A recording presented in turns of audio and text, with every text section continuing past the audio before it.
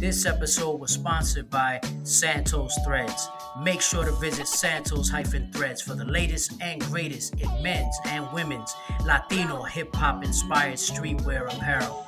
Visit SANTOS-THREADS.com. Hey, you are now listening to the Santos Says podcast, episode number 22. Here with you, I'm your host, Santos, proud owner of Santos Threads. Make sure you guys follow me on Santos Thread Shop at Instagram. And of course, subscribe to the YouTube channel, the Santos Says podcast. Coming at you once more, episode 22. I'm happy to be here because I have a really good guest coming on here. I mean, all my guests are good, but I'm excited to have this person here because this was a little time in the making. This individual who I expect to be joining me shortly. This person is a fellow podcaster, fellow Latino as well, like myself. He goes by the name of Mozo, or some people call him Mozo. But he is the host of the Watch Your Mouth podcast. He's very entertaining with what he does. I've had an opportunity to check out his material. We follow each other on social media, and he's somebody who I really think brings a lot to the game, has a very unique perspective. It's funny. One of the great things I've noticed, and he's going to be here joining me momentarily, but one of the things that I love about this whole podcasting journey really has been the fact that I've been able to connect with so many great people, and it's made it that much more gratifying for me just seeing all these different people. And I just remember a couple years ago when I was always like listening to podcasts. I was a big fan of them. I always listened to them or watched them on YouTube, things like that. And I remember not seeing as many Latinos. As a matter of fact, there really weren't any. And as the time has gone on, I've seen more and more Latinos really getting involved with the podcast game, but not only getting involved in a podcast game, but developing different types of niches, different types of kind of stamping their own brand, if you will, and really coming out with their own signature. Each, by and large, most of them all sound different. Everybody has their own niche. They have their own style. They have their own signature that they're bringing to it. And that just really fills me with great satisfaction, knowing that when I said this story many times, I did not plan to join this game, but it was something I thought about, but I had my trepidation, I had my hesitation, and I joined it, and I'm glad I did. I'm having so much fun. I'm enjoying this, and not only for the part of what I'm doing, engaging with the people, engaging with audience, but also with, and obviously doing the things with my business. Not only that, but I'm enjoying the connections that I've made along the way, which is really great. I've met some really great people along this journey. So for me, it's gratifying seeing fellow Latinos, especially that really gives me a great sense of pride. Seeing that and seeing how many of us are out there in comparison to just a couple short years ago. I would say as little as 3-4 years ago, 2 years ago, you weren't seeing as many Latino podcasters or influencers, if you will. And really to see how the paradigm has shifted, it's quite gratifying, and it gives me a great smile. It makes me have a big smile on my face seeing how that has come to be. Because again, I always, a lot of what I do is dedicated a large part to Latinos and our heritage, and a lot of what we do and the success of our people. And so for me, not that I don't want to see other people be successful as well. Obviously, I love seeing people be successful in general, regardless of their background. I think it's amazing, right? I'm always cheering for people to do well and be successful. There's no shame in that. But what I'm saying is that it hits close to home, especially when you see some of your Latino colleagues really doing that, kind of stepping out of that box, the comfort zone, not settling, really wanting to lay down their foundation and kind of build something, a legacy that they can leave to their family, or a legacy that they're just putting together themselves. and just really blazing trails. And to me, that's even more gratifying. I love what I'm seeing. I love how the paradigm has shifted, and I love where everything is going right now, this direction in the podcast world or the YouTube world, the social media influencer, whatever you want to call it. I'm just happy with what I'm seeing right now. And so to me, that's more gratifying. And so as we wait for Mozo to join us, I mean, he's, this gentleman, I met him a little while back, and, came across him, and I saw what he was about. I joked with him. Obviously, we're different people. We have different types of content. Our content is not exactly apples to apples the same, which is great. Like I mentioned, all of us have something different to bring to the table, and I think that's great. Ideally, that's what you want, right? So I think that goes without saying. But at the same time, one of the things that I really liked and appreciated was that there are some commonalities as well. So I joked with him offline. Behind the scenes, I joked. I'm like, well, you're like the Dominican version of me. And I joked with him like that. But obviously, he's his own dude. He's got, I joked. I'm like, well, you're like the Dominican version of me. And so that was kind of like how I kind of broke the ice with him as far as talking to him. So, and he's here, and we're going to let him in now because, again, he's a real good dude. I respect what he's doing. I have great respect for his hustle, his grind. I see that he's going places. And so I want to bring him on here. We're going to talk. We're going to chop it up. We're going to talk a little bit about his podcast. I want to get into like where his origins, what his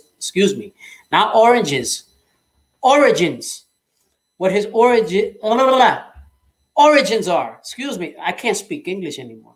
So I want to find out about his backstory, kind of like where he's coming from and a little bit about his podcast. And then we'll talk. We'll just let the conversation be organic and let it guide us where it's going to guide us. But so we'll talk a little bit about that, a little bit of, we definitely got to touch the relationship stuff because he talks a little bit about that, certainly more than I do. So I always like to sprinkle stuff that's different from what I do. And so without further delay, representing Brooklyn, just like yours truly, I want to introduce, and he's the host of Watch Your Mouth, the Watch Your Mouth podcast, Mozo. Yo, what's going on, Santos? Yo, brother, what's up, man? Yo, I finally made it, man. Glad to have you. Yeah, listen, we could, you know how it is. We busy. We always got different things to do. That time I was supposed to come on, I got sick. So right. Right. So we're good now. But thanks for coming on. Yeah, of course, man. Thank you for having me, bro. I'm happy to be on your platform, be on your show. You're doing big things. Hold on. Give me 1 second. Go ahead. Can you go to the sala, please, with that? Please? Because I can't hear if you have this on. So you need to go to the sala with it. Thank you. Thank you very much. And this is real life right here. This man right here, he is a father just like yours truly. So I understand I know how you feel. I know the deal. Yeah. But you know how kids are. They see the camera, they see you recording something, the light. They want to go and see what it is that you're doing. So it happens all the time. But yeah, man, I'm so happy to be on here, bro. I'm so happy we're connected. And it's funny how things just happen, right? Because I don't know you personally, but it happened through Instagram.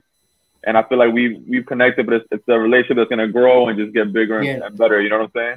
Yeah, absolutely. Because I think what happened, one of the things that drew me to you, and I kind of said this before you came on, was like I saw a lot of commonalities, and so like with that, it wasn't just that. Obviously, look, that we both Latino. You know, yourself being Dominican, right? You're Dominican. Right. I'm Puerto Rican. Basically the same thing. I always say that. So like. But it's not just that. It was just kind of like your approach. Like I saw how you were, like how you carry yourself. Like I respect that. Like where did you, I guess, all right, I'll start with the question. So where did you like learn to conduct your business that way? Honestly, I think I was just raised that way, to be honest with you. Like I was just raised to be somebody who like, even little things that people were like, I feel like this generation takes for granted, like being punctual, being on time. or just keeping your word. Like, if you're gonna do something, say you're gonna do it. If not, don't say you're gonna do it. And I think that's part of like who I am as a person. Like, if I tell you, Santos, I'm gonna be on this time, I'm on this week, we're gonna meet up and whatever. I'm not gonna leave you hanging. Like, if I can't make it, then you'll know why I can't make it. You know what I'm saying? Like, it won't be something where like, yo, what happened to Mozo? He never, I don't know. I never heard from him. Like, I'm saying that will never happen. And I feel like that's something that happens a lot. Like, people don't really value anybody else's time anymore. You know what I'm saying? Like, they take it for granted. But for me, I think it's just part of how I was raised, man. Like, I was raised to always be on time. I was raised to just keep your word and be honest and be real. And and I think that's pretty much just carried on to my adult life.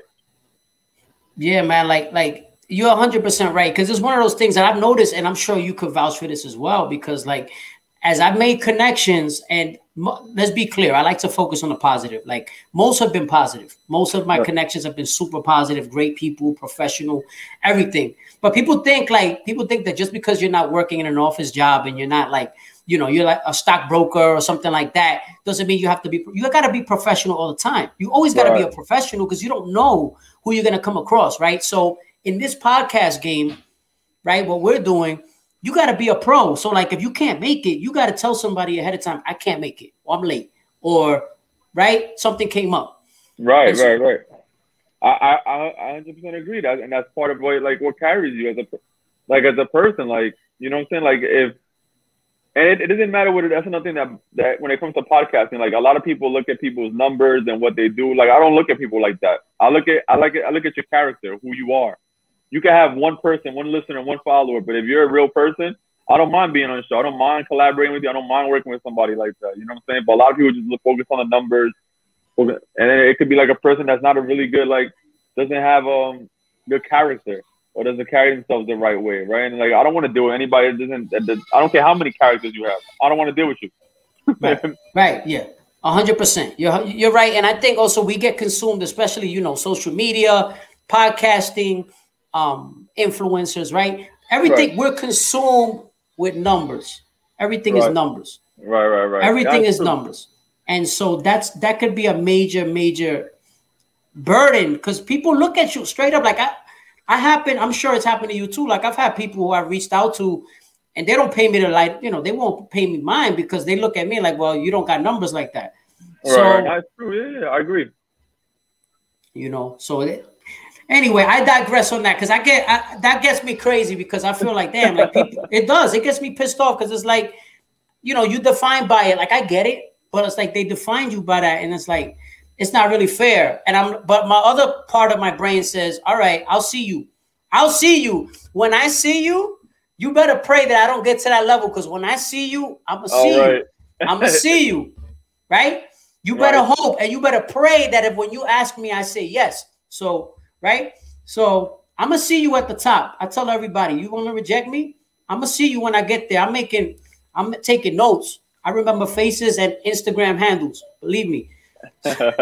No, I'm 100% with you on that. And Santos, to be honest with you, from when I started podcasting to now, there's people that I don't have a relationship with them anymore for some of those reasons too, because of the fact that I feel like some people are like, they're cool with you doing something, or they're cool, but when they feel like, I don't know, people think like just because you're growing, like that you're being different. But at the end of the day, like, if I'm growing and you're not growing with me, or you're not like, in the sense, I don't even just mean podcast, I mean in life. If you're not somebody, if you're stuck in the same place, you feel like, I don't got time for that, bro, because like, I'm trying to grow, and anybody who's not trying to grow around you is gonna hold you back and hold you down. So I'm not with that. I'm trying to keep growing, trying to keep learning, and it's just to me, it's positivity, and that's what connected me with you, is because you're honest and you're a real dude, and I can see that right away when we have conversations. Like, it's okay for me and you to have two different opinions about something, and that's totally fine. Yeah. So we could talk about it, and you know what I'm saying, and share our opinions on it, and share our, you know, what we think, our views on it,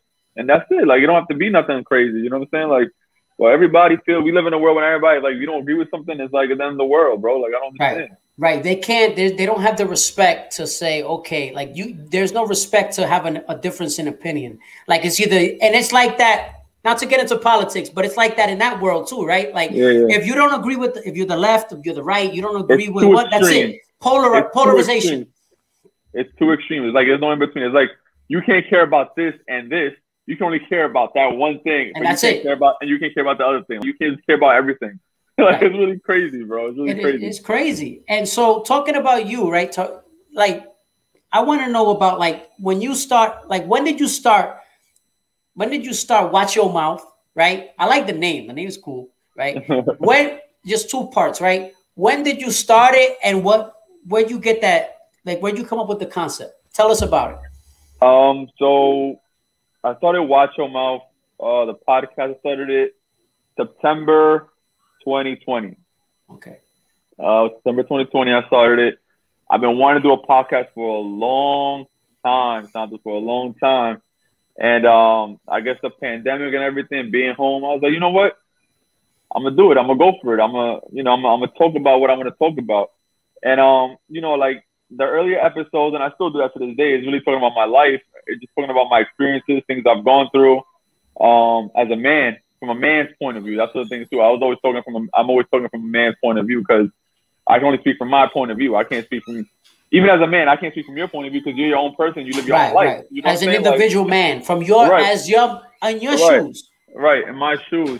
So I talk about fatherhood. I talk about machismo. I talk about a whole lot of relationships. I talk about, a mix of things, topics that sometimes men aren't as open to speak about. And that's really what started my journey is podcasting. As I went on with podcasting, I've met a lot of cool people. I met people that I've learned from, and I've learned a lot about myself too in the process, which is really the most important thing to myself. I've learned so much about myself since I started podcasting to now. I learned a lot about myself, and really just to believe in myself, man. Like in the beginning, it was hard talking. It's hard when you're not used to talking into a mic, talking to yourself. Who you telling? Who you telling, man? I mean, like firsthand, how that feels. So like in the beginning, it was like just something getting used to it. But now at this point, I feel like the camera's on, I'm ready to go. You know what I'm saying? Like, boom, let's go. I'm ready to shoot, ready to do what I got to do. But Watch Your Mouth. The reason it was named Watch Your Mouth. Shout out to my boy Mikey, who helped me out with the name. Shout out to him. Yeah, my Puerto Rican brother Mikey. I'm telling you, I got Puerto Rican friends, right? Yeah, I got Puerto Rican people. But he helped me out, and it was something because I feel like a lot of growing up, people always tell you, watch your mouth. Well, watch your mouth. Watch your mouth. Watch your mouth. Watch your mouth. Right? But it's like it's not so much because watch your mouth because we shouldn't speak. It's about what are we saying, right? Like what is it that we're saying? Because if you're saying something of value, something of importance, then no, don't watch your mouth. Speak your mind for what you got to say. Now, if you're talking nonsense, then you should stop talking. You know what I'm saying? But that's how the name came about, and that's really why I named the podcast that, because I feel like, I mean, to this day you still hear watch your mouth. Yo, watch your mouth. Why are you talking like that? Watch your mouth. You hear that all the time. But I try to twist it around and just make it seem like, we could watch our mouths, but we could also speak about what we got to speak about. And if it's something important, we don't need to watch our mouths. We just got to know how to say it the right way and express it, in a healthy way. You know what's funny? That the title drew me. I got to be honest with you. And the name drew me because I was like, okay, it's intriguing because like, what the heck is he saying? Like, I kind of had an idea of it. Like what you told me makes sense, right? The way you broke it down was like, all right, watch your mouth. That's something you hear a lot. You're telling people to kind of, okay, like when you tell your kids, right? Let's say you're telling your kid, like, don't be talking to me like, don't talk to papi like that, right? Right. Watch your mouth, or, tranquilo, right? But tate quieto, whatever. You already know. You know the deal. Because I try to, when my kids are saying, since I say that, I try to speak both languages with them. I speak Spanish with my kids too. I think that's something, parents our age in our generation need to do. I think it's important to not lose that. But not to go off on a tangent, but like, so I like that title. I was like, man, this title is dope. Like, I thought it was different. I found it intriguing. So I was like, and I'll be honest with you, like I saw you, I went back, I had to look you up. I had to look up what you were doing. This was already when I first found you. And I was like, man, I got to look up your episodes. And I saw your content. I listened to some of the episodes. I watched the YouTube because I feel like I got to know what it is that you bring to the table before I have you here. So I did that. And I came away with a few different things. I want to mention the COVID episode, right? Where you're talking about how COVID affects children. You as a father, right? You are a father, because I do know that. you're a father, like I am. Talk about the idea, how that came about. Talking about your experience to share that with COVID and children. All right.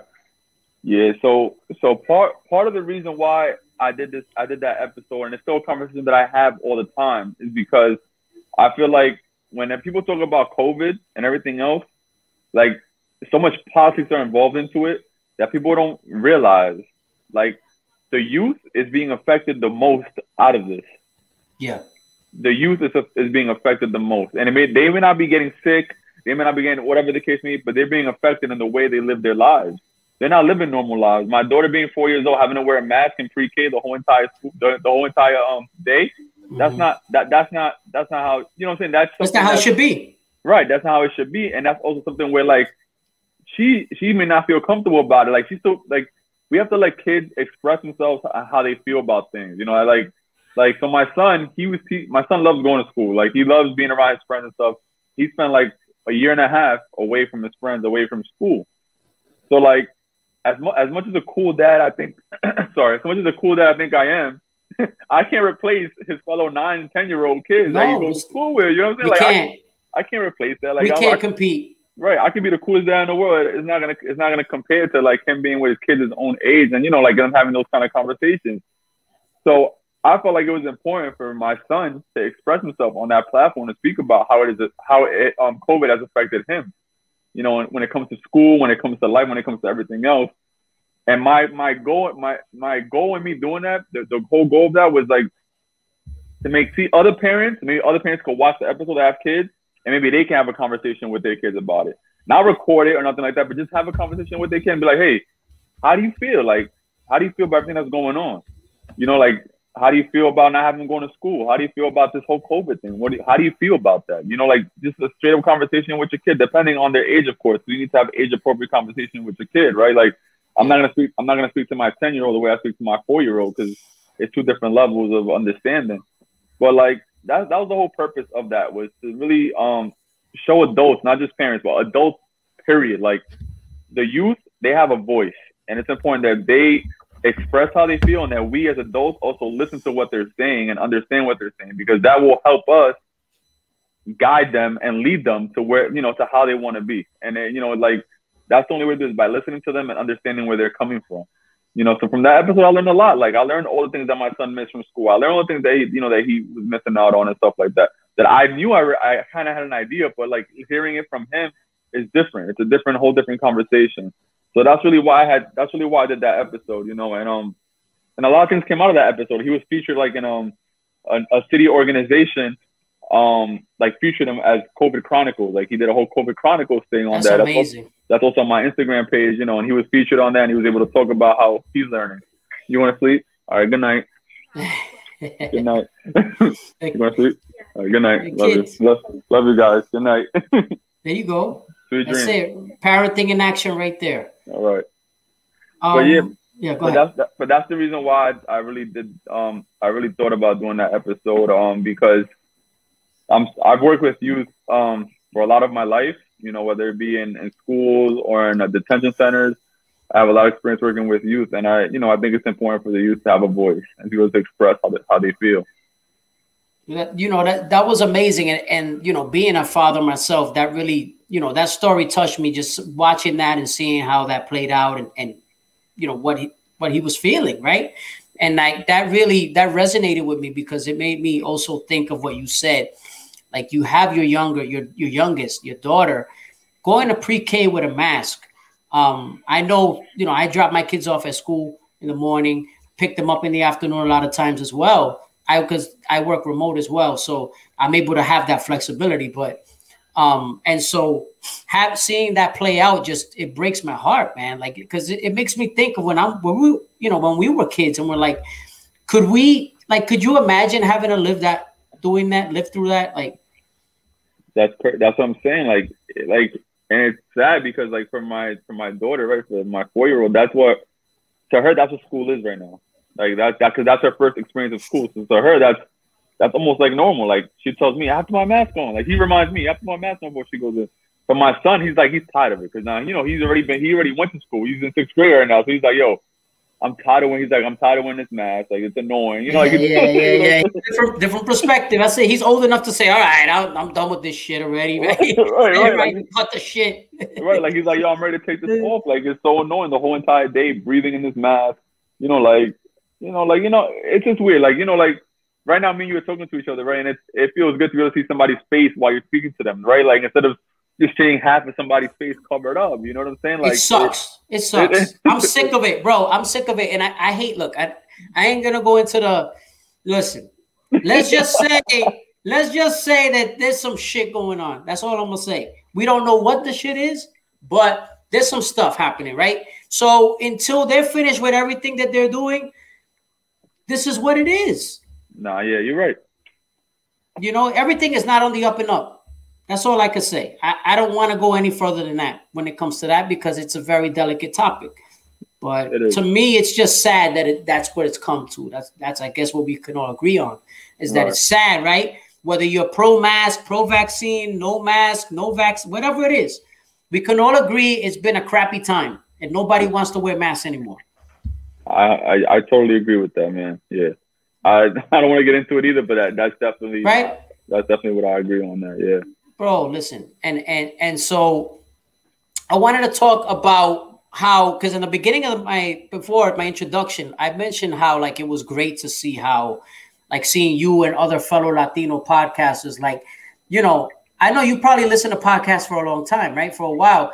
I was mentioning how I didn't see Latinos really doing podcasts that much until recent.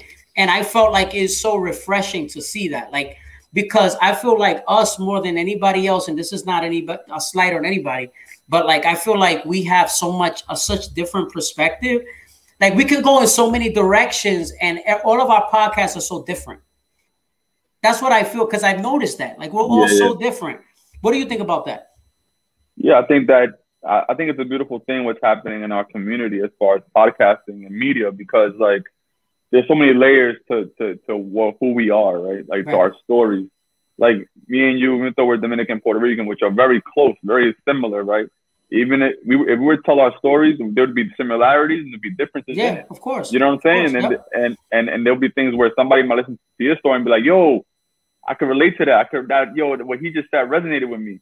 And I can say something, it could be the same exact thing. You know what I'm saying? But I think that for a long time, our people, you know what I'm saying, like our community. Sometimes, so like our stories didn't matter, our stories didn't count. You know what I'm saying? Like we wanted to just fit into everybody else's box, right? Like we wanted to fit in, like be this or be that, instead of just being ourselves and just telling our stories to the people. You know what I'm saying? Letting people accept us for who we are. This is our story. This is our culture. This is our language, and we're gonna say it the way we're gonna say it. And you're gonna love it or hate it, but we're not gonna stop telling it. You know what I'm saying? And I think a time has come where everybody's just uniting, everybody's coming together. You know, like when I started podcasting, one thing I noticed is that like when I started doing it, I started meeting people, podcasters, like Latino and Latina podcasters that were from different places, bro, like Panamanian, you know, like people from Mexico, people from all over the place. And I'm just like, this is such a beautiful thing because I love it. Again, you get to learn from other people, you know, like not just like New York, like even within New York, I met so many people that are podcasters. I'm like, yo, bro, where, you know what I'm saying? Like, where are you from? Like, look at me and you. Like, we both from Brooklyn. And we both from Brooklyn. Yeah, you know it's crazy. It's crazy. But it's just something where like it's a community, and that's what I'm about. I'm about building community. Like that's why as long as somebody has a positive and a purpose in what they're doing, everybody, that person is welcome to my platform, or, you know, welcome to be on my show, or welcome to have a conversation with me. You know what I'm saying? Because it's important that we stick together and that we continue to share our stories and also teach others that come after us that it's okay for them to share their stories as well, because all our stories matter and they can make a difference in somebody's life and in your own life by sharing your story. Yeah, 100%. And I'll be remiss if I didn't mention, first of all, tell you congratulations on your event that you had in Miami. I saw a little bit of that. Obviously I wasn't there, right? But I talk a little bit about that, because I really want to congratulate you for that, because I saw it looked like a real positive event. Tell the people what that event was about. Yeah, thank you for that, man. I appreciate the love. It was Latinx Travel Club, and the Latinx Travel Club is led by Pablo and Mike, two Bronx natives Pablo's Puerto Rican, born and raised in the Bronx. Mike is Jamaican descent. He also raised in the Bronx, you know, but what they're trying to do with traveling is so key. You know, they're an organization where they're trying to make sure that our people are the ones that are leading anything that's happening with travel in our countries, instead of letting people from outside, like these Europeans and everybody else from outside, trying to profit off our land, off our people. Let's teach our own people so that we can use our own culture and our own land to help raise our own selves up, instead of letting people profit from us. And that's what the Latinx Travel Club is all about. You know what I'm saying? It's about that. It's about, you know, like they raise money, and then they'll take a group of kids to their native countries, to wherever it is that they're from. They take them there and they'll teach them, because there's Dominicans, you know, not so many Dominicans. A lot of Dominicans go back home, some Puerto Ricans too, but I'm talking about kids sometimes. There are Dominican kids in this country that may have been born over there, come here, and they don't go back for a long time, or don't really know the history of their country. Americanized that, right? Right. They don't really know the history of their countries, or even Puerto Ricans. A lot of Puerto Ricans have never been to Puerto Rico. Yep. And I've never even gone to Puerto Rico. You know, like, you need to go back to where you're from and learn from your culture, because it'll make you feel like, yo, when you learn something about where you're from back, you know, like in the history or whatever it may be, it just makes you feel like, yo, like you're more complete as a person. Like, yo, it resonates. Right. So like, this is why I eat what I eat. This is why we dance the way we dance. This is why our music is the way it is. You know what I'm saying? Like, so, you know, shout out to the Latinx Travel Club. And it was a great event. Shout out to them, yes. It was for the weekend, and, you know, I got in on Friday. I was able to meet some cool people. Also that, you know, like, also network and meet some cool people. But it's, you know, it's something that it was their first summit, and they're just going from there, you know, like, and it's open to anybody that, I don't know where the next location is going to be at for next year, but I'll probably be there too, just because it's, like I said, it's something that it's not just about traveling, you know what I'm saying? Like, it's not just about going to travel and taking nice pictures. There's a message behind it, and the message behind it is to us as Latinos, especially, is to hold on to our cultures, but also teach the culture to our youngins and to the young people, so they're able to learn from it, instead of letting these outsiders come in to our countries and to our places and profit off them. You know what I'm saying? They don't care. God. They don't care about our culture, bro. They don't care about it. All they care about the dollar. So since they're gonna make money off it, how about we can make money off our own stuff, but let's do it and teach people at the same time. You know what I'm saying? Like, that's how it should be. You know what I'm saying? Like, if there's gonna be money being made, then it should be our own people. It should be those people that work hard every single day on those beaches in DR and PR, you know, struggling every single day. They should be making the money, not somebody come from the outside who just came in because they have money and they're able to profit off our land and our people.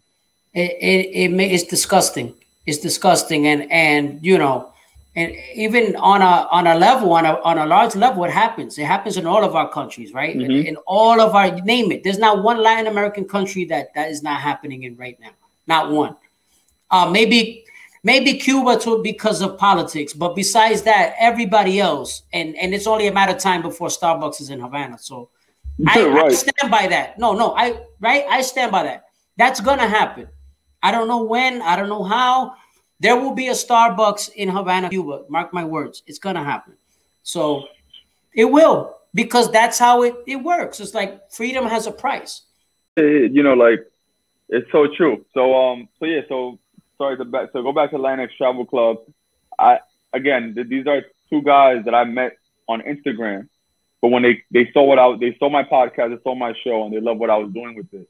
When they came to me, because they live in Dominican Republic now. They live in Punta Cana. Like, that's where they live at right now. So that, you know, they run their home base at pretty much. Well, they came to New York. They wanted to link up with me, and we had a dinner. We were able to talk about, you know, working together, collaborating together, and things like that.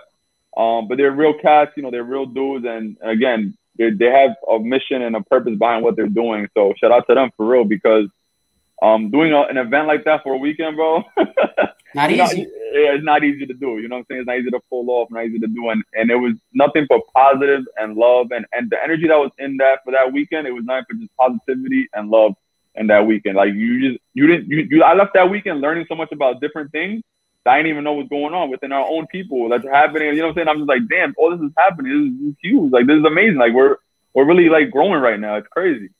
Yeah, it really makes me proud to know that there's stuff like this going on. It's amazing, and it just gets me full of pride, you know, because at the end of the day, like, yeah, we're all individuals, but you know, we have that connection, and it's like we do, you know, a lot of our passion comes from where we come from, especially if we feel that connection, right? Where we're proud of where we come from. So like, I look at it like that. Like I use it as a badge of honor. For me, it's like I represent more than just myself or my family. I represent all of us, even the ones that are not just Puerto Ricans. I'm talking about all Latinos. Like I represent all of us. So I feel like a lot of what I do is with that as well. It's reflective on what I do as well as what you do. And I think that's great, man. Like so I wanted to talk about hip hop, right? I want to talk about hip hop because I know you're a big hip hop head. Obviously, following you on Instagram and seeing what you've done and you know, a lot of your posts, and you've gone to concerts, all that stuff. So I guess I wanted to pick your brain. I'm a little fascinated to know. I know you're a big J. Cole fan, right? We talked a little bit about that offline. You're a big J. Cole fan. Who are some of the other MCs that you're like, man, like this is like I don't want to ask for a top 5. I feel like a top 5 always comes up. Do you have a top 5? You don't have to give me one if you don't want to. I don't want to go there. But yeah, I don't really have a top 5, but I'll name you. Who are your favorite? My favorites are J. Cole, Nas. I like Joey Badass. I like Joey Badass. Yeah, I like Lupe Fiasco. You know, like I'm not crazy on like a lot of the big names. You know what I'm saying? Like Jay-Z, he's cool. Like he's cool, but he's not somebody that. He's not my go-to on my, like, if I have to listen to somebody, Jay-Z's not my go-to, you know what I'm saying? I'll take Nas over Jay-Z. I'll take a Nas over Jay-Z any day. Agreed. Who else? Of course, I love Tupac as well. Depending what Tupac it is. Death Row Pac or pre-Death Row Pac? I like Conscious Pac. I like pre-Death Row Pac. See, I think that was, I'm glad that not to cut you off. I'm sorry, but no, go ahead. I just, before I forget, because I feel like that Pac, like Death Row Pac, to me, I feel now we can see it, right? Because it's hindsight's 2020. I always got the feeling that wasn't really him, even though, right? It feels forced to me now that we look back, because he kind of lost his life because he was dealing with those people. Like he wasn't scared. He wasn't a punk. But you know, I'm not saying he was a, you know, but he wasn't like that street dude, the conventional, right? What do you think about that?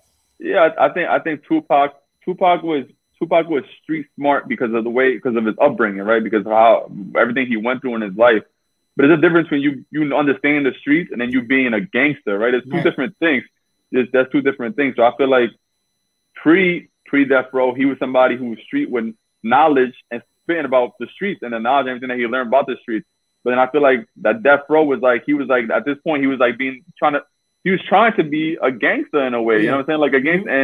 And I just felt like you said, looking back and you look at it, you're like, bro, that's not you. Yeah, I got to know him with music. Obviously, I didn't know him, but I'm a big Tupac fan, by the way. I love Tupac.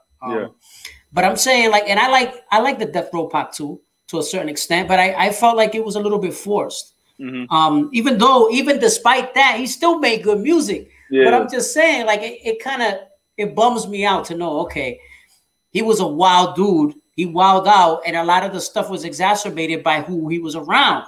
Right. So it was like, damn, like, why? Like, you know.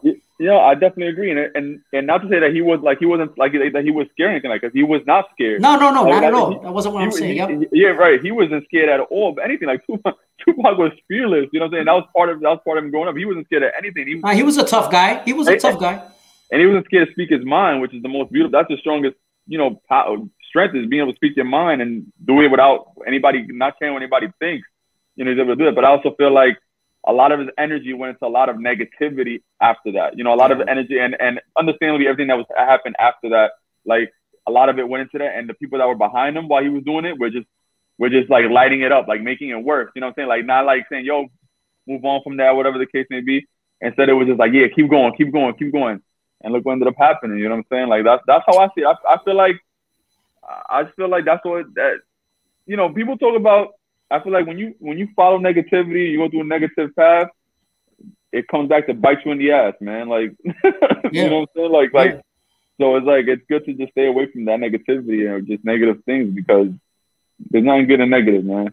Well, you're 100% right. And I subscribe to the theory of like what you put out into the universe, it'll find a way to come at you. So like, for example, so many artists talk about death, in hip hop, especially. And for some reason, right. And this is the power of positive thinking and words. For some reason, right. Early death seems to find these individuals.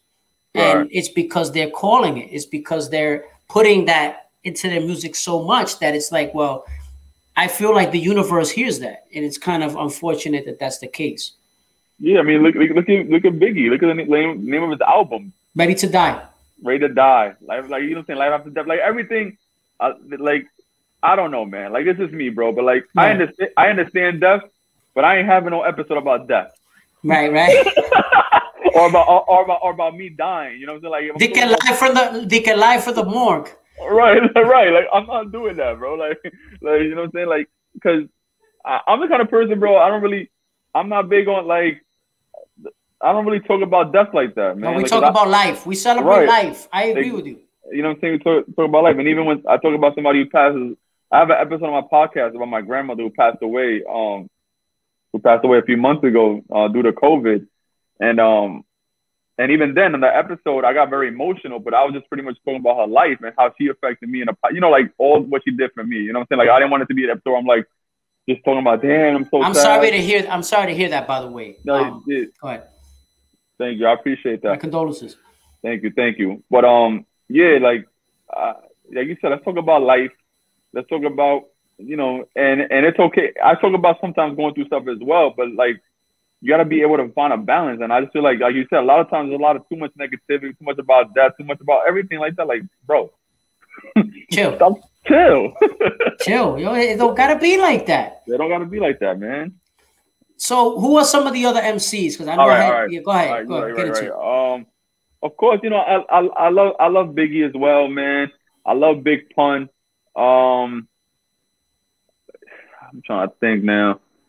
Pun. Oh, since you mentioned Pun, right? I like Pun too. That's another one. His life was cut short, right? Which is random. The question just came to my head. Capital Punishment or Yeah Baby? Which album and why? I'll give you mine too. Go ahead. I like Capital Punishment. I like it, and I just feel like I don't know, man. Like I just feel like when rappers, when MCs, like their first album, a lot of times, bro, or they like their first project, their beginning project, it's always like unmatched. It's like because it's a different hunger, man. Like it's like yo, you just coming, you know what I'm saying, like. And not saying that his second album, because Yeah Baby's good too. Like that's a good album too. Like I'm not knocking it, but like you see it all the time with a lot of MCs. Like the hunger from that first album is something they can't match. You can't match that energy. You can't match that. Never. You got the deal. You got a record deal. You get in the studio. You like, yo, this is my whole life, right? I'm putting it out here right now on the line. On the line. You know what I'm saying? It's a different type of energy, so I understand. But now I'm taking Capital Punishment all the way. Yo, listen. When I tell you, Capital Punishment. I had that joint on cassette when I was a kid back in '98. Okay, when I tell you I had that, I played the whole thing 100,000 millions. I had the poster up on my wall. I was a stan. I was a Big Pun stan for obvious reasons. But not only that, but it's that he was really nice. Like he was nice. He could rap. And so I was like, I was mesmerized by the fact that it's like, yo, there's actually like a Puerto Rican dude that could rap. And he's rapping like, and we're not talking about playero and stuff. Like I love playero and Boricua Guerrero, all that stuff. That's a different lane, lane. Talking about hip hop, boom bap. Yeah, he Big Pun, Big Pun could out rap a lot of rappers, bro. A lot of rappers. Like when you look at the bars, the flow, and that first album, it had more like you could listen to that from top to bottom, and it had over like. I think it was like 23 tracks, something like that. 24 tracks and like maybe 19 were songs. Exactly. Because they had some interludes and stuff. Right. So like 20 tracks that you can listen to and up and down. You don't make rappers can't do that no more, bro. Nope. No. Where every song, you be like, yo, he's flowing on every song. He's rapping on every song, man.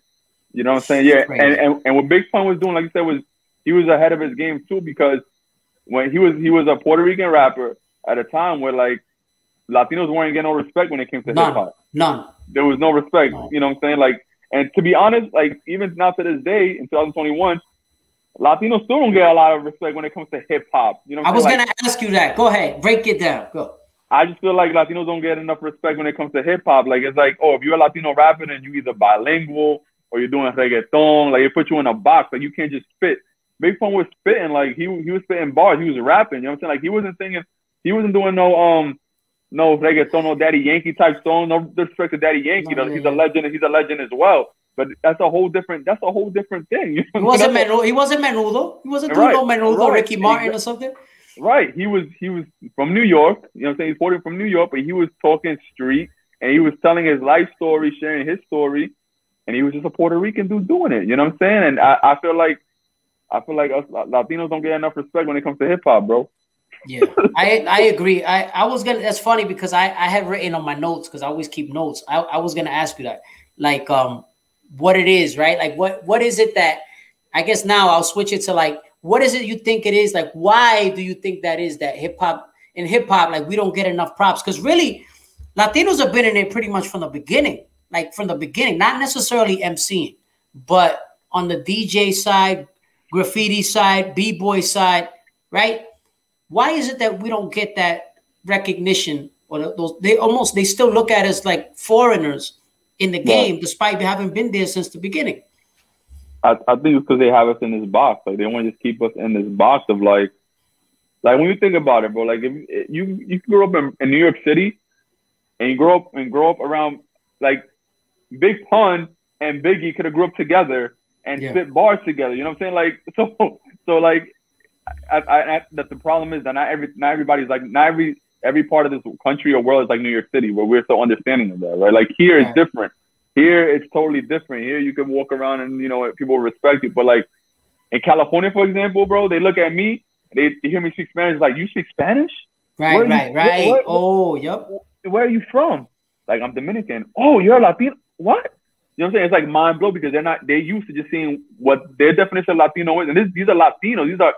These are Latinos saying Mexican or Chicanos. All right. These are Latinos. They're used to Mestizo. seeing that. Exactly. And they're used to seeing that. So imagine that's our own Latino people saying that. So imagine what people outside of that, you know what I'm saying, think. They have the same exact mentality. Like, I look at someone like Pitbull, right?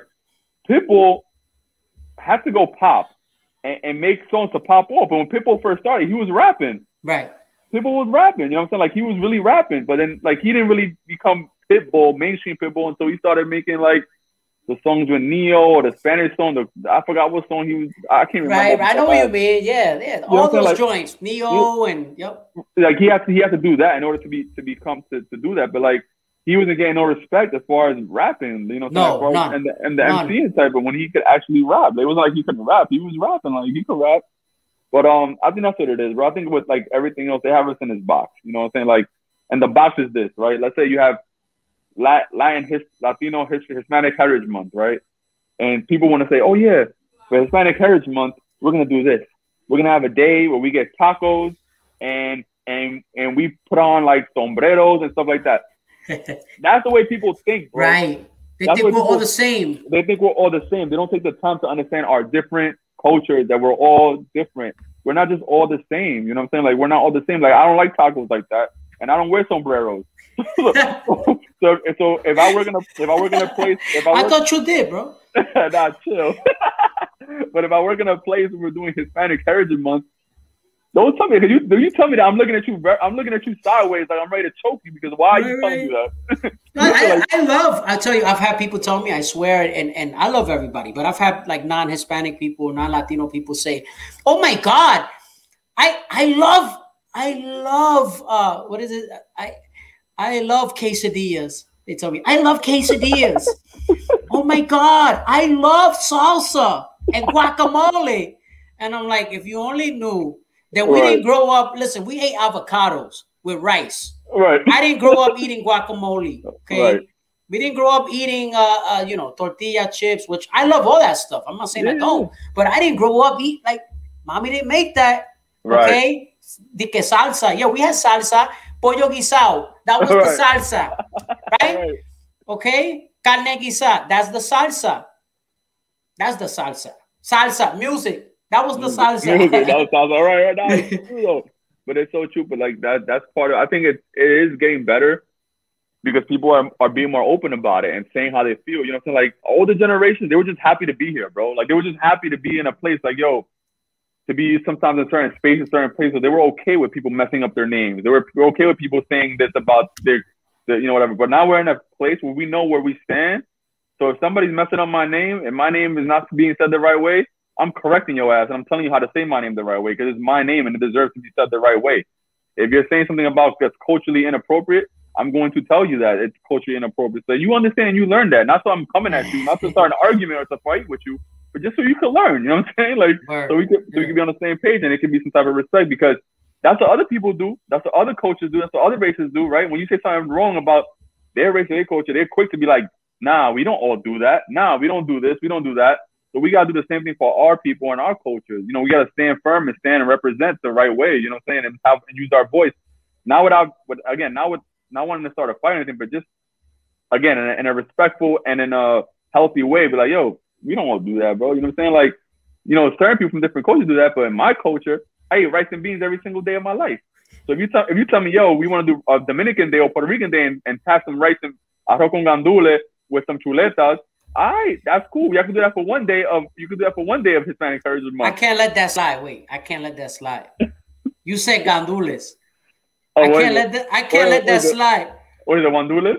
Guandules. Yo, you say Gandules. You admitted that that's how you're supposed to say it. Yeah, I don't say Guandules. I say Gandules. Word. That's crazy. No, that's respect. No, listen.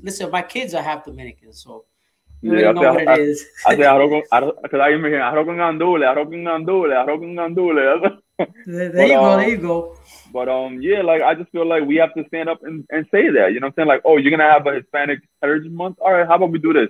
How about one week we can celebrate Central America and we pick certain dishes from that. When we celebrate South America, certain dishes from this country. We do the Caribbean, Puerto Rico, Dominican Republic. You know, like that's how it needs to be done. It's not, you can't let somebody, and especially we have our own Latinos in that space. We can't just stay there quiet like, okay. Let the people right. Let the people that don't know. Let them make the tacos and sombreros. I have guacamole. Yeah. Right. No, we gotta speak up and say like, you know, like we gotta stand up for ourselves, man. Well, we could do all of it. We could put the guacamole and the guacamole, the tacos, and have the lechon with the whatever locrio, de whatever, de pollo, whatever you want to call it. All of it, man. Yeah. So now it's time, right? I've been doing this segment, so now it's time. This segment is called What Santos Said.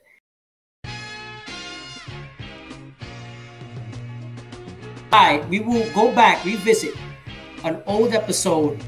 I will break down something I said, and then I will ask you your opinion. You ready? Oh, I'm ready. All right, here we go. So, here we go. I'm gonna do it. Okay. Let's do it. Okay. Let's see it. All right. Let me know you can see it. Yeah, I'm good. I can see it. All right, let's go. This is a human issue. This is a human being, Latino groups in this country issue. I know that was long-winded, but that's what this is. All right? This is what's right. This is about what's right. This is about respect. You're going to respect my people. You're going to respect us. Okay? We're not a bunch of savages, a bunch of heathens. We're not a bunch of crooks and criminals. We're not all a bunch of gangsters selling drugs and bringing keys across the border and from South America or from other countries around the world. No. That's not what it's about. By and large, most of us are hardworking people who come to this country in search of better opportunity, of education, economic stability, for the promise of the American dream. All right. So Man, that was deep, Santos. That was deep, man. Yeah. So basically, that episode was dedicated for, I called it the Latinx Files, right? So the Latinx Files. I was reacting to like what they were doing when they were criminalizing the couple in Chicago when they killed that couple in Chicago. And obviously, look, I'm not saying that they were angels. I'm not saying that. But they were trying to demonize them and make them out like they were like the biggest criminals ever, and that it was okay, like almost like the media almost justified their killings. Mm-hmm. And so I was irate. I was so angry that because this is the stuff they always do. They villainize us. They make it look like, well, they talked about they were gangster. They were Chicago gang affiliates, or they were gangsters from whatever, right? There was no conclusive evidence. And then I made the argument that even if they were, this is unacceptable that in broad daylight somebody kills them and they can't find them right away. Like they can't even tie their own shoes, the police department in Chicago. I mean, I'm sorry, but how many times we see this in Chicago and all around the world, right? So that was my point. What do you think about that? First of all, shout out to you for like using your platform to speak about these kind of topics. That are so important that we need to speak on. Like we really need to say what we need to say about it because it's the truth. We are, when it comes to the media and the news, we are always looked upon in a negative way. Negative way. No matter what happens. If I go and get hit by a car right now, all this stuff I'm doing for the podcast, it won't mean they'll point out the one negative thing I did in my life, whatever it may be, and that's what they will mention it. It will be mentioned. Well, he may have been arrested for da da da. Or right. They'll find something. They'll find something to say about it to just shine negative, to put something negative into it. When it's the total opposite when it comes to other races, it's very different. Right. You know what I'm saying? Like you know what I'm saying? Double standard. It's a double standard. Santos cut school when he was 16. Right. I'm saying they'll find something to say. What was the word they say for kids that cut school? He was truant. A truant. Yeah, he was a truant all throughout his whole school life. You cut school twice, bro. He was a truant throughout his whole school life. You know what I'm saying? Like senior year. You cut school right. twice. But they'll find something to say negative about it, you know, and I think that this is why our voices and our stories matter. And this is why I feel like it's up to us now to take control and not let media control what they say about us. We could do that. We have enough platforms now that we could use that to say what we have to say about ourselves. And now, are we perfect? Hell no, we're not perfect. But nobody is perfect. Nobody's perfect. And I know for a fact that there's more people that come into this country from our countries to do positive and to make a better life for themselves. You know what I'm saying? That's the reason why they come here, to do that. You know, because the thing is, people that live here and born and raised in this country, they don't understand the struggle of what it is to living in a third world country. No. They will never understand what it is to have no electricity. You know what I'm saying? To walk around barefoot. You know, it's to not have any type of food. They don't understand that. They don't understand what it is to be like. So when they say, oh, they're coming to our country, no, they're not. They're coming to your country to do the jobs that you don't want to do. That's the first thing. You don't want to do those jobs they're doing. That's the first thing. Word. And not only that, but there's also hardworking people that are just trying to feed not just their families here, but then send money back to where they come from to feed their families over there, bro. So I you know, like me I'm a first generation American. My parents both came from Dominican Republic when they were teenagers, and they both worked very, very hard to do what they did and to raise me and my siblings and my sister. You know what I'm saying? Like, they worked very hard to do that.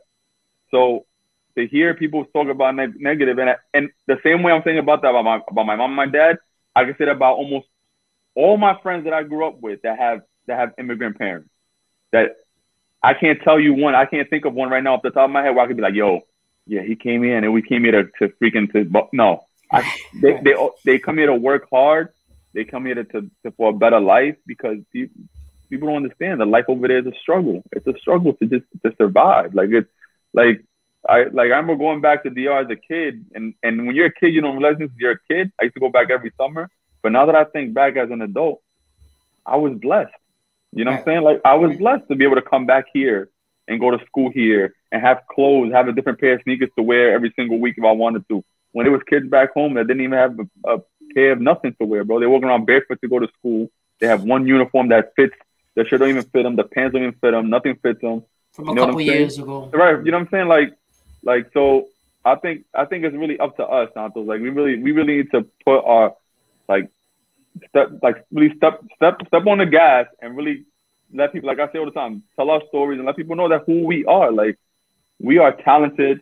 We are full of so much culture, full of so much love, and our culture is a loving culture too. It's like, you know what I'm saying? It's a culture where we're able to accept people, and like family is huge when it comes to our communities, right? Like family is a big thing. Like, look, you're a father, I'm a father. Our family, to me, my family is like freaking my everything. You know what I'm saying? Like they the ones that keep me going. So to have like news and media like have that type of negative, the way they try to, you know, talk about us and make us look, it's not cool. But I think that it's something that we can definitely start changing. You know, like, and the work that we're doing right now, I say the work that we're doing right now is not work that we're gonna see. We're not gonna see the results for it tomorrow or next week or next month or maybe even in our lifetime, Santos. But like, it'll make the world for our kids and for kids that look like us, it'll make their world a better place because of the work that we're doing right now. You know what I'm saying? Even if it's years from now, decades from now, when we're not no longer here, it'll make their world a better place. That's the whole point of what we're doing, really. That's the idea. That's the idea to spark. And even it's funny going back around because Pac once said that, something similar to that. He said, I want to, something along the lines, I'm paraphrasing, but he said something about, I want to be the spark that changes, the spark that's what is it? The spark in the mind of the person that changes the world, something like that. Yeah, like, and that's the same idea. Right. Like it's not about so much about being, because a lot of people focus on like seeing change right away. We live in a world, in a result like based world, right? Where it's like, yo, I did this today, so tomorrow this should happen, right? Like I did today, tomorrow should happen. But it's not about that. Like it's even about the small little steps and growth. Like even me and you having this conversation right now, Santos, there wasn't two dudes having this type of conversation maybe 20 years ago. Word. No, you're 100% right. About what we're talking about, having these conversations about two straight men, fathers having a conversation, talking about how we feel about certain topics. That's not something that you would see all the time back in the day. No.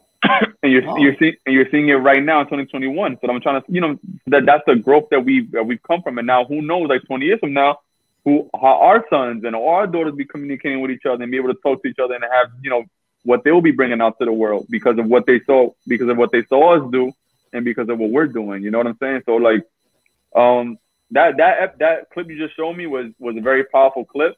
I think it's a clip that should definitely be like all over the place. Like you need to send me that. I appreciate that. I appreciate that. You need to send it to me so I could like share it on my platform as well, because it's a very powerful thing and it's the truth that, you know, like we're not bad people.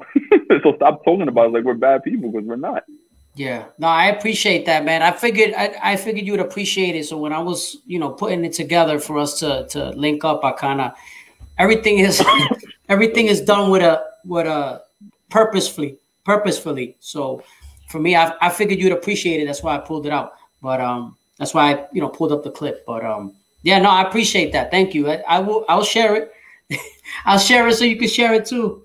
Yeah, definitely, man. Yeah, no, 100%. So real quick, I want to get into some of the relationship stuff because I know you do talk about the relationship stuff a little bit too. I saw your episode on masculine. What is it? Toxic masculinity. Mm-hmm. Explain to me your definition. Tell us what your definition of toxic masculinity is. So, for me, toxic masculinity is pretty much like me telling you you're not man enough. For example, let's say I'm trying to think of an example. Let's say you tell me, yo, Mozo, I tried talking to this girl. We're two single guys. I tried talking to this girl. She ain't really talking to me. You know what I'm saying? She ain't really about me. I'm like, yo, you ain't man enough, bro. Like, what's up with you? Like that. Right. You know, to me that's toxic, because like that's not the way I should go about it, right? Because married, that's not the way I should go about it. Like it's a conversation where it should be more like, yo, should encourage. Right, does she like you, or maybe you should move on from her? You know what I'm saying? Try to talk to somebody else. You know what I'm saying? Type of thing, instead of making it seem like it's because you're not masculine enough to do something. You know what I mean? Like right. That's what the machismo, like you said before. Right. Another example of that would be like what's the word? harassment, like street harassment when it comes to women, right? Like street harassment, like a group of men, me and you hanging out on the block, and then I feel the need to have to like talk to this girl or holler at her. Like, come on, like we've been on the block plenty of times. We've been around. Like, how many times did that even work, bro? Like, you trying to talk to a girl, like trying to get attention. It doesn't work. And even if it does work, is that the kind of girl you want to be in a relationship with? The girl's gonna stop to every guy that talks to you. You know what I'm saying? Like, but what I learned from that is that men don't do that to get the girl. They do it to impress the other men around them. Yes. I was thinking the same thing when you were right before you said it. I wasn't gonna say it, but I was thinking it, and you hit it right in the head. Yeah, like it's more of a like, Santos, look at me try to talk to this girl. I'm a man, see? Right. And then I try to say something to her. She walks away, and and that was that. You know what I'm saying? But it's more of that. But what I'm gonna say is this too when it comes to that toxic masculinity, because I've kind of like not gotten away from it, but I'm more of like a healing masculinity type of. Now I've kind of like the healing masculinity in the sense of like, instead of, because I feel like toxic sometimes can be like it sounds like I'm calling people out, and I don't want to call anybody out because we're all learning and growing. So I call it kind of healing masculinity, like even having a conversation about street harassment and catcalling, even something like that. That may stop a dude from feeling like he needs to do that in front of your friends. You know what I'm saying? I'm not saying don't hang out with your friends, but like, bro, like you don't need to try to talk to every girl that walks by you just because you're around your friends, because that's the real reason why you're doing it, because to impress your friends. Yes. Like maybe you know, maybe a dude will hear me say that, maybe he'll stop doing it, and maybe he'll have a conversation with his friend about it, and it'll stop. And now women will feel more comfortable walking in the street too, because that's another thing. Somebody stopped. That's another layer of that, all right? Like, women shouldn't be afraid of walking on the street. They shouldn't have to cross the street. They shouldn't feel like, oh, here come these guys again trying to talk to me, or whatever the case may be. You know, when you think about it, it's a really sad and uncomfortable thing. You know, the things that women go through, really, when just walking on the street. Something simple, like things that we don't have to worry about as men. I don't have to worry about, oh, what should I wear to work today? Because if I walked on the block, this group of girls might try to. It doesn't work. It doesn't work that way. Nah. You know what I'm saying? So like they have to think about these things. You know what I'm saying? Which sadly it shouldn't be that way. You know what I'm saying? Like you should think about, are my pants too tight? Am I this too short? Like, you know what I'm saying? Like everything should just be like how you want it to be. And I feel like that's part of the whole toxic masculinity conversation. It's more of like, masculinity doesn't have a definition because we're all different men. But the root of masculinity should be protectors. We should all be protectors, but protectors in a healthy way, right? Yes. Not protectors in a way where like, yo, you can't do this, you can't do that. No, not overbearing. Right, not overbearing, not being overprotective, but protectors in a way of like you protect yourself, but you also protect those around you, and that's part of being a man. You know what I'm saying? Like, also like communication, having empathy, and being understanding. To me, that's the root of us being healthy men. You know what I'm saying? Like, is being that way, not just with other people, but with ourselves. And it starts with us. We start doing that with ourselves. And before you know it, people around you will understand that, man. Like, people will understand who you are. Like, you tell me the time, like, yo, Mozo, like, you're like everybody's dad. I'm not everybody's dad. It's just like, I'm not gonna play into something that I'm not down for. Like, just because it's a group of y'all, like, I'm not gonna be down with that. You know what I'm saying? Like, I'm gonna tell you straight up, I'm not with that. Right. You know what I'm saying? Right. But yeah, that's really what it's about for me, man. Like, and that's really what started this journey because of that. And I met some cool people who do that. Like, I shout out to do some Cali Bloom homie. Shout out to them. You know what I'm saying? They have like men groups where you're able to have conversations and, you know, speak about certain things that you may have gone through and things like that. And yeah, it's been nothing but a great journey, to be honest with you.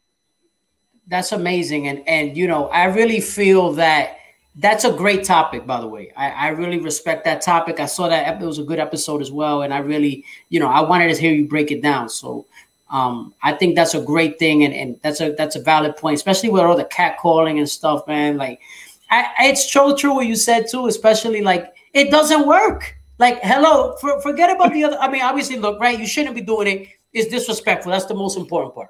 But then the other layer to it is it's got a 99% failure rate. So, right? It doesn't work, guys. It doesn't work. They don't like it. They never have. And it took me no time to figure that out, okay? I was a 14, 15-year-old kid. And you probably at a young age, too, figured it out because you're pretty bright. Right. It doesn't take a rocket scientist to figure out. It doesn't work, guys. Right. Usually it was the guy who was trying to prove something to his boys, and it's like, look at this loser. Like, nah, it's a bozo. The same bozo that still be like, yo, you know, like telling all his business about, you know what I'm saying, like stuff like, you know, oh, like, yeah, I did this to her. Oh, she liked this. Real talk. Yeah, go ahead. I was gonna tell you a story real quick. Go ahead. Nah, yeah, but like, I was gonna say, like, I've never been that kind of person, but like, I've never been that kind of guy to be like that. You know what I'm saying? Like, I've always been very private with any time, like, my relationship and stuff like that. Like, even with my boys, like, I was never the type to be like, yo, so we did. I just felt like, yo, that's my business. I was super discreet, man. Like, I used to do I was like, hacía lo callado. Like, I was one of those people that I was like, I was doing my shit. Nobody knew nothing. They'd be like, yo, this kid looks like he's an angel. I'll be doing my shit because I like to do my stuff like that. That's how I used to do it. I was always quiet about everything. I do my own thing. I enjoyed myself as a kid, as whatever. When I was doing my thing, talk to whoever I wanted to at that time. That was my thing. So what? That was my thing. I'm doing it on my own. I don't need to prove shit to nobody because it's between you and the girl. Why are you trying to prove, you know? It's just I agree. Stupid. Like, I got nothing to prove, bro. Like, I got nothing to prove. And so real quick story. This is a nasty story. Not nasty, but whatever. I knew this guy when we grew up, right? Growing up in the hood. This guy used to legit, when we were teenagers, he would come around and show us his hand. And he would try to put it in our face. I'm like, get your hand out of my face. And he wanted you to smell that he had. Oh, my God. Yeah. He said I think we all knew somebody like that. I knew somebody like that, too. You knew somebody like, what a loser, bro. I'm like, bro, what are you doing? Like, yo, stop. Like, it's like he was trying to impress. I thought it was cool. Like, I'm like, what are you doing? Like, it's not cool. Loser. Bro, I'm like, what? First, get that smelly hand out of my face, bro. Right. I told him, like, I legit wanted to smack that guy. I'm like, get your hand out my face, you nasty pig. Like, it's gross. I don't care. I never did care. Like, I was never impressed by that. Like, other stuff, okay. Like, I ain't gonna lie, right? When you're a teenager, you're impressed with Jordans and all that. Like, right. You're impressed with a car or whatever. That's normal, right? Young boy shit. But like, I was never impressed with the guy that came out and showed me his hand, had me smell his hand. He just finish finger popping some chick. Like, yeah, like that's no type of like, cornball, lame. Yeah. Like see, this is why me and you connected, bro. He's lame for real, because he's just a cornball. Yeah, like, that's a cornball shit. We're on the same page because I felt the same way growing up. Like, it was the same thing. I wasn't. Like you said, I was impressed by, like, of course, the J's, saw a nice car, you know, like regular. We all were. You're young. That's really normal when you think about it. But like, that kind of stuff like that, bro, that sexual kind of stuff, that stuff never impressed me, bro. I was just like, it's uncomfortable. Like, why are you even sharing this with me? That's how I felt. Like, why are you even sharing this with me? Don't get me wrong. Like, if you saw a guy, and I'm sure you could agree with me. Like, if you saw this guy, you're like, yo, he scooped like a chick that's like, she's bad. You will be impressed, like, but not in the action. You know what I mean? Like, you're not where you're trying to bag her. I'm saying, like, you already got her and she's like in your arm and stuff. And you're like, all right, like, that was impressive. But not while you're trying to talk to her and then she's ignoring you. It's like, that ain't impressive. Like, she just ignored you. She don't want to. She want nothing to do with you, bro. Like, she don't want you, bro. It's over. It's over. It finished. The moment is past. True, man. All right, so this time I want you to, before we go, I want you to just talk about what you have coming up. Like, your podcast is dope. It's really good. Otherwise, you wouldn't be on here. Now, so your podcast is dope. Tell the people a little bit about what they can expect from Watch Your Mouth and from you moving forward.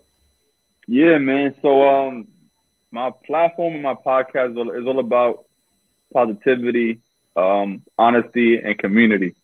My purpose is to build community within every conversation that I have. And that's really what's been happening. You know what I'm saying? Like, there's a prime example of this. You know, me and you met, on Instagram. Yeah. We had a conversation. Here we are connected, building community through that conversation that we had. You can watch my podcast. It's on YouTube. My main social media is Instagram. It's It's right here at _the_real_Mozo. You could from there you can access the YouTube on Apple, Spotify, however you want to. We're gonna plug all your stuff too. So it'll be in the description. We'll have it on the YouTube description. We'll have it on all the audio platform descriptions. We got you. So I just want you to know that. I appreciate that. But yeah, on the show, like I just have real conversations with people, that are doing things out there, and yeah, they're doing things, that mean big things. But the whole purpose of the conversation is to really get to know them on different levels, like get to know the why they're doing the things they do, what got them into maybe making music or making a podcast or whatever the case may be, try to get in deep into the conversation instead of, just being like, oh yeah, I have a podcast, but that kind of stuff. But I appreciate you, Santos, for having me on. I look forward to having you on my show. We need to have that conversation. I would love to have you on my show as well. I appreciate that, brother. Anytime. Yeah. I mean, look, we'll line it up. Yeah, we'll definitely line it up because we have busy schedules, busy lives. You know how that goes, man. Right. Yeah, like all the guests that I've had on the show, it's always been a good conversation, and I think like I've gotten something out of it. And I feel like if you were to watch it, if anybody out there were to watch it, I feel like you would definitely get something out of it. Something that can inspire you maybe to do something that maybe can motivate you to do something you didn't want to, that you've been trying to do or wanting to do. And sometimes, you need a little spark to get you started. I think that definitely if you watch my show, it's something you can get out of it, and I think that's really my main purpose is to inspire and to be inspired. You know what I mean? That's what's up, man. Definitely, man. Couldn't have finished that much better. Definitely. I want to thank you. Listen, thank you for coming on, brother. This ain't going to be the last time. We're going to connect again. My brother Mozo. Make sure you guys check out Mozo or Mozo. You like to call yourself Mozo or Mozo or both? No, it's both. Both is cool. Both is cool, depending on the pronunciation of the person, right? Yeah. Because I have plenty of people that call me Mozo because that, like it's kind of like Jose. You know what I'm saying? Right. Jose and Jose. Right. That's what's up, man. Yeah, but for real, Santos, thank you for having me on. And what you're doing, again, it's a beautiful thing, man, because it's great to see another Latino dad taking out the time to not just have a podcast, but also talk about powerful topics on their podcast and on their show. Because this is time consuming. You know what I'm saying? It's time consuming. You know it.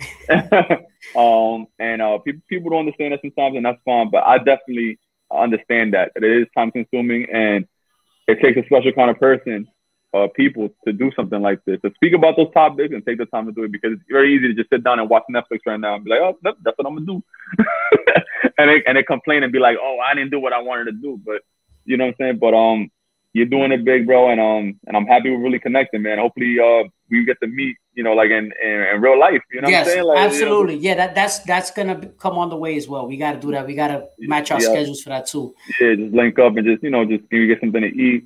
You're doing big things too, brother. I you know what I mean? I tip my hat to you, bro, for real. Like you're doing big things, and I'm very proud. And we're gonna connect. We'll connect. We go figure it out. This is the beginning, man. The beginning. That's right. It's the beginning. Listen, this is us trying. This is what we're doing. We're trying to. We not just trying. We are doing. We are building something, and this is not just being an employee. This is not just about working a 9 to 5. This is about us building something and taking control of our own paths. That's what this is about. This is not about taking a back seat and just following directions. We're trying to build something, and we are building something. And that's what this is about. It's about ownership. Right. That's how I look at it. It's ownership. And like you said, we are doing it. We're doing it right now. We are doing it. There is no try, right? I was once told that the brain does not comprehend the word try. So we're doing. We're doing it right now. You know what I'm saying? You after this, I'm sure you have stuff to do. I got stuff to do, but we're still doing it. And that, like it's the trying at this point is not trying. We're doing it. Absolutely. 100%, man. And so thank you for coming on. We're going to talk. All the best to you. We'll keep in touch.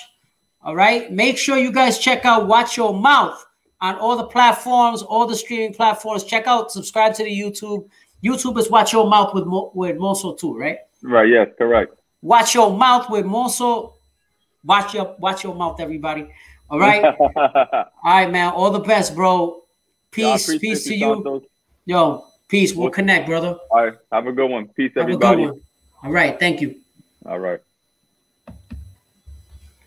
Man, so special thanks to Mozo. Man, I'm telling you, that was great. That was some time in the making, but I really appreciated having him on. I mean, his perspective was great. His show is interesting, man. I could have went on forever. I didn't want to take like 1,000,000 hours of his time, but we could have touched a lot of stuff too. But there's gonna be more time for that. So, he that's why I say, like, I called them almost like the Dominican version of me, because like there's a lot of similarities. Like I could relate to a lot of the stuff that he goes through on a day-to-day with certain things, because being pressed for time and like trying to make stuff happen and just doing all this stuff. So I really appreciate having him on there, having him on the show. That was episode 22, everybody. I want to invite everybody, make sure you guys follow Mozo, check out Watch Your Mouth, the podcast, subscribe to the YouTube, the whole thing. And also, of course, everybody make sure to follow me on Instagram, Santos Thread Shop, as well as subscribe to the YouTube, and visit santos-threads.com. The whole thing. That was episode 22. And again, as always, don't just say what you mean or mean what you say. Say it with your chest. Peace.